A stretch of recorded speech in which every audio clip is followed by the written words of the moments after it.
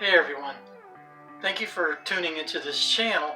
My name's Johnny and you're hanging out with the old man today.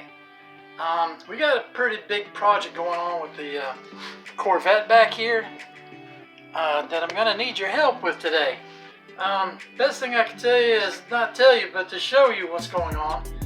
This one's kind of bad and it's a fix that needs to be done pretty quick before we could go out for a ride. Now I know I told you we was going to go out for a ride on this episode, but when you see what's going on, you'll understand that this is something that needs to be fixed now before we take this car out onto the road again.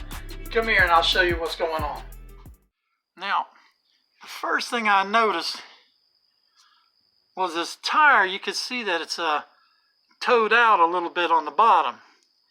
And that was the first sign that I said, that's not supposed to be doing that. There's a problem here. There's something going on. So I started looking up underneath it, like up here where all the struts and everything else come together over here. And then that's when I noticed where the real problem was. Now I'm up underneath the back end or the rear end of the Corvette. And as you can see, this here is the leaf spring that goes across the back. There's the mufflers, or I should say the tailpipes, and the mufflers are right here to give you an idea of where we are. Now, on each side of the car, like here and here, those are the rear axles. This axle is a little bit different than like a normal axle, where you have the two leaf springs on either side here and here on a normal car. And then usually this piece right here is bolted to the rear end or is welded. It's all one piece. But on these old Corvettes, it's actually two pieces. You can see here one piece and then a yoke. And then the other side of the yoke is actually attached to what they call the pumpkin on the back of this Corvette, and the differential is inside. Now, I'm going to show you right here where the problem and the issue is right there. This is where the yoke spindle goes into the differential. There's a little clip that's supposed to hold this in place, but what's happened is that clip has somehow come off. And you know what's happening is that keeps this here from shifting back and forth, up and down. So I noticed that when I was driving, and you can see that the seal is toasted on it. It's leaking oil everywhere. But what's the dangerous part about it is you can see here the U clamps that come around here and that are bolted. What's happening is because that C clamp, or that little clip that holds that yoke in place, is not there, then this thing is going in and out. And what those bolts are doing is they're digging into the differential. And folks, that is not a good thing, and not a good thing at all. You can see here that there's just no clearance with this thing down here on the ground. I actually heard a clunk, clunk, clunk going on. I didn't know what the heck it was. So when I got down here and I looked, it took me a while to find it, but that's it right there. And you can see it's literally right there. It is chewing that differential, that little hub that's right there. That's not supposed to look like that, folks. So that's something we need to fix. So that's got to come down. That's got to come out. And we've got to get to that rear end so we can take that back hub off and then go inside there and replace that clip to the little side yoke here. Now, here's what I'm thinking. I'm thinking, since I'm going to have to tear apart, I shouldn't say tear apart, I'm going to have to remove the spring, the struts, the differential. All these things have got to come out of this car so that I can get to the problem and then fix the problem. Now, here's what I'm thinking, that this is a 40-year-old differential on here that needs at least the seals replaced on each side of the yoke bearing. Now, there's no telling what else might be wrong up underneath here, like as far as like the rubber bushings and the grommets. I mean, like I said, it's a 40-year-old car. This car is almost as old as I am. Not quite. However, since I'm going to have everything all tore apart, it would make sense if we were to replace a lot of things that are down underneath here, and put either upgraded, new, and or replacement parts to bring this thing back up to at least to par. Now, here's also what I was thinking. That rear end, being 40 years old, and it's probably stock, probably has like a 305 differential rear end on it, ratio. I think we should beef it up a little bit. I'm just going to be honest with you. Y'all saw the motor in there. Motor can definitely give out about 300 horsepower plus.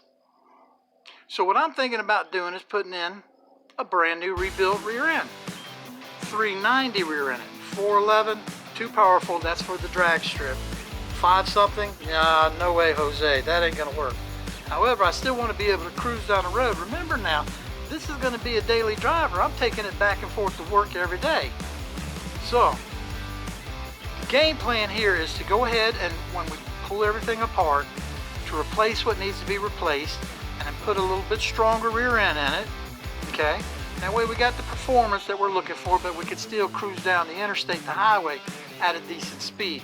Let's work on the car and replace that rear end and do some other work that needs to be done up underneath of it to make it a little bit better driving experience.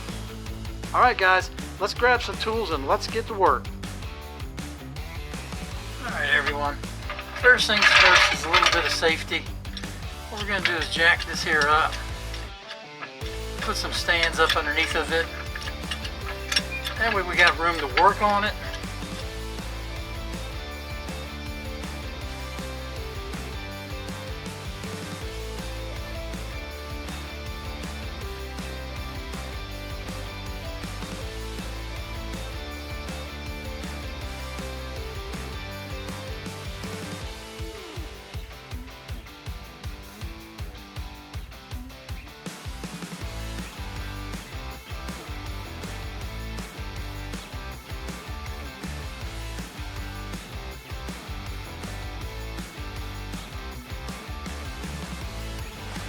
Everybody, you know the rule, safety first. So chalk the front wheels and let's put some jacks up underneath this thing so we can make sure that we're safe. I'm going to jack it up just a little bit more and then we'll put those jack stands up underneath of it. Alright, one thing that I love about this car is of course it has the original rally rims on it, which is fantastic in my book. So what we're going to do is we're going to go ahead and take the rims off of it and take the tires off so we can get up underneath there and have a little bit more room to work.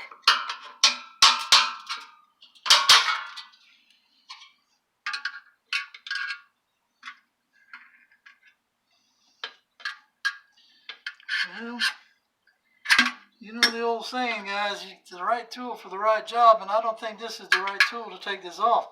What we need is a little bend in it to where we can get in there and pry that puppy on out.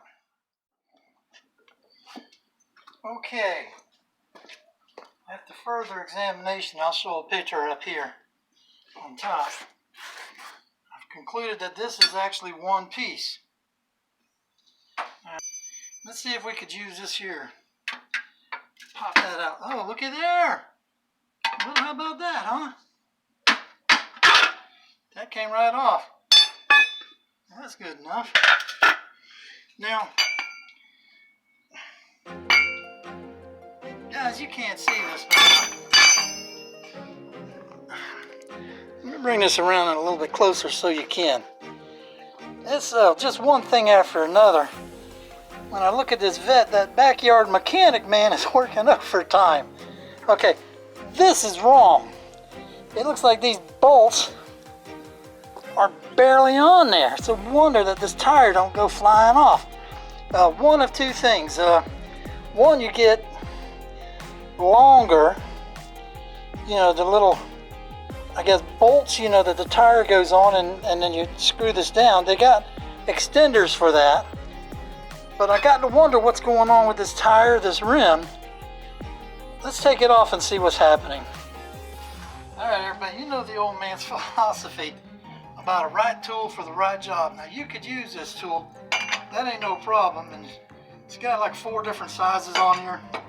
There's the right size right there, and you could take that off if you want to, but there's an easier way of doing this, and that's using one of these. Now different people like using impact wrenches. Some like the air pneumatics. I prefer electric on everything, not battery operated, and a cord that goes into the wall where I'll always have power. I don't have to wait for a compressor to build up enough, pressure. I don't have to wait for a battery to charge. I plug this in the wall and it's ready to go. So that's just a matter of preference. Whatever you guys like to do, I say you do whatever you want to do. But let the old man do what he wants to do. There's one. Here's 2. Here's 3. 4. There's 5, and the tire is loose. Alright, what we're going to do is take this tire, put it up underneath the car. Give it a little bit extra safety in case something happens. We don't want the old man to get hurt now, do we? Nah, I didn't think so. Now we can find out what's going on down here. Okay. That's interesting. So apparently, just by looking at it, I can tell you the old backyard mechanic is hard at it. Next up is what he's done. Is he put this wrong tire, or I should say the wrong rim, and I believe the wrong tire in here. And what this is a spacer that he put in there so that the rim would have clearance. Now what we're going to do is we're going to replace this with the right rim and the right tires, and we'll talk a little bit more about that when we get to it. But calipers, a little rust on them, but oh, here we go. Now we can see. There. Oh, there's plenty of meat on those. Yeah, I think we're plenty good, and these are nice and smooth. Plenty of meat. I'll get the micrometer out here in a little while and see just how thick everything is, but I believe we're well within tolerances. Okay. I know what some of you naysayers are saying, like, you should never just let those lug nuts just fall on the ground like that, and you could lose them real easy. Absolutely. So the thing that you do on those is always put your lug nuts in your hubcap and save them so you always know where they are. You lose these, it could be a bad day for everybody. Alright guys, basically the next step for us is going to be taking off these leaf springs, and of course some of the different struts and some different things, but what we're going to do is put some penetrating oil on it, and then that way there will be a little bit easier to come off. We're going to be generous, but we're going to be careful not to get any on the brakes.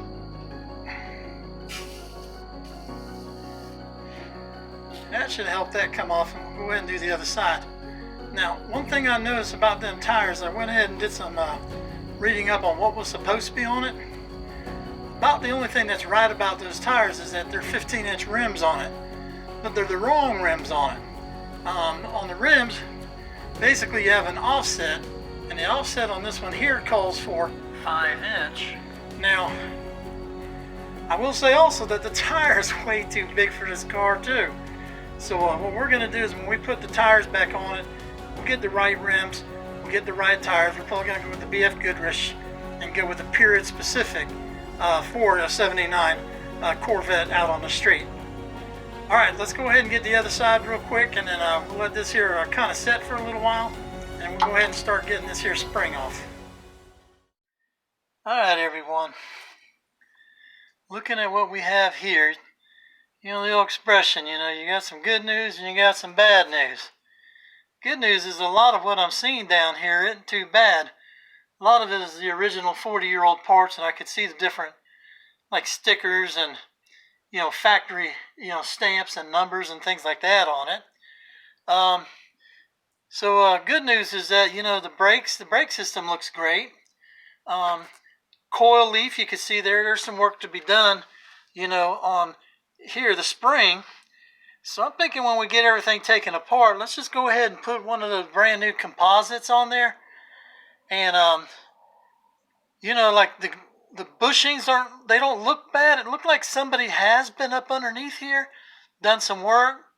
While we have it apart, we could go ahead and we could take the, you know, the shock absorbers and put brand new performance shock absorbers on there. So here's the deal. This is, I guess, you know, going a lot longer than I thought. I think we're going to wrap this video up for now. It's been a good assessment of what the problem is. It's been good to go ahead and get, you know, everything prepped and ready to go. You know, we cleaned out up underneath of it. We're going to, you know, put down, you know, some cardboard, you know, so we don't leak any fluids down onto the garage floor. But everything's pretty much set and ready to go now to start disassembling it. But I see that the video is starting to get just a little bit long. So what we're going to do is we're going to close it for now. And then what we're going to do is on the next episode, go ahead and then start dropping the springs, you know, the struts, the everything that's back there. We're going to go ahead and drop the rear end on the next video. But along the way, we're going to see some other things too that we're going to be working on, you know, that we're going to be replacing. And then hopefully by then, you know, we'll order some parts. And once they come in, go ahead and start putting things back together. But do like a little step-by-step. And then that way there, if you've never done this before, you'll see what needs to be done to do what we're doing here.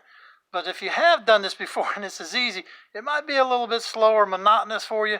But at the same time, I think we should be very, very thorough on what we're doing to make sure that, you know, you don't skip anything along the way. I know a lot of videos, people hurry through them, and you're like, wow, what happened there? How'd they do that? Because there's some things in here that could seriously hurt you if you're not careful. So that's what we're going to do is we're going to take our time. Remember the old man's philosophy, okay? You could do it wrong 1,000 ways, but there's only one way to do it right.